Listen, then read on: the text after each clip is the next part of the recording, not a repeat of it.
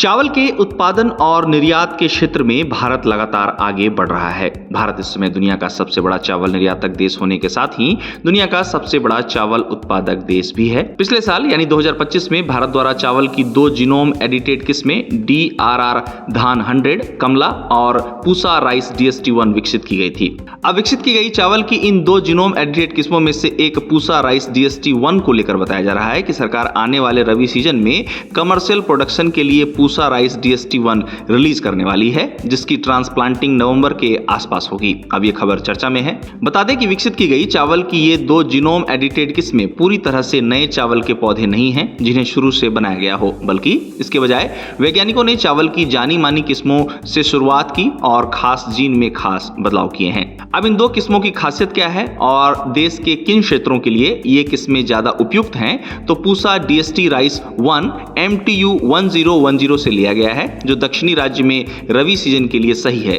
Pusa rice DST1 ICAR नई दिल्ली द्वारा विकसित किया गया है। बताया जाता है कि पूसा राइस DST1 आंध्र प्रदेश, तेलंगाना, कर्नाटक, तमिलनाडु, केरल, छत्तीसगढ़, उड़ीसा, मध्य प्रदेश, महाराष्ट्र, झारखंड, बिहार, उत्तर प्रदेश और पश्चिम बंगाल में उगाए जाने की उम्मीद है। बता दें कि इन दोनों ही किस्मों को विकसित करने का उद्देश्य प्रोडक्शन बढ़ाना तो है ही, साथ ही चावल की खेती से पानी और एनवायरनमेंट पर पड़ने वाले दबाव को भी कम करना है। इस तरह पूसा राइस DST1 को लेकर ICAR के रिपोर्ट में कहा गया है कि इसके फील्ड ट्रायल में अलग अलग खारे और एल्कलाइन हालात में MTU 1010 के मुकाबले 9.66% से 30.4% तक फायदे मिले हैं। वहीं विकसित की गई जीनोम एडिटेड चावल की किस्म DRR धान 100, जिसे कमला भी कहा जाता है, की बात करें तो इसे ICAR Indian institute of rice research Hyderabad ने मशहूर सांबा महसूरी BPT 5204 किस्म से विकसित करने में सफलता पाई है। इसमें कृषि वैज्ञानिकों द्वारा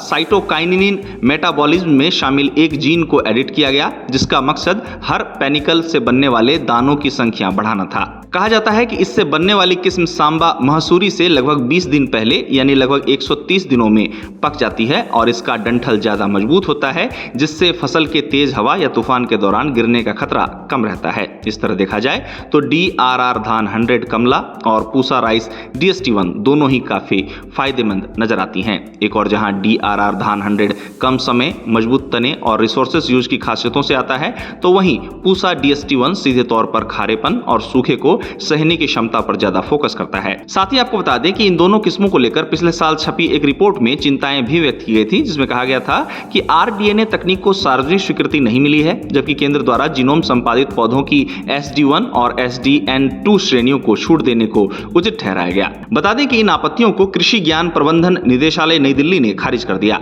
DKMA निदेशक ने तर्क दिया कि SDN1 और SDN2 श्रेणियों के तहत पौधों की सुरक्षा की समीक्षा करने के लिए पर्याप्त सुरक्षा तंत्र मौजूद हैं, जहां 30 से अधिक कृषि आधारित देशों ने 2 श्रेणियों के तहत पौधों को कड़े जैव सुरक्षा नियमों से छूट दी है। DKMA द्वारा कहा गया कि जीन संपादित फसलें सुरक्षित हैं। साथ ही इस मामले को लेकर जारी किए गए DKMA के बयान में यूरोपीय संघ द्वारा प्रकाशित विश्लेषण का हवाला देते हुए कहा गया कि जीनोम संपादन के जोखिम और अनिश्चितताएं पारंपरिक रैंडम म्यूटेशन के जोखिम और अनिश्चितताओं से कम हैं, जो जेनेटिक परिवर्तनों को प्रेरित करने के लिए रसायनों का उपयोग करता है। साथ ही जीनोम संपादित चावल की शुरुआत से भारत के चावल निर्यात और विशेष रूप से यूरोपीय संघ के प्रभावित होने की चिंताओं पर कहा गया कि दोनों किस्में गैर बासमती श्रेणी की हैं और यूरोपीय संघ भारत से गैर बासमती चावल का एक महत्वहीन आयातक है, और अगर ये यूरोपीय संघ में चिंता का विषय है तो सरकार यूरोपीय संघ के बाजार से बात कर सकती है और भारतीय किसानों तथा उपभोक्ताओं की चिंता को कम कर सकती है। गौरतलब है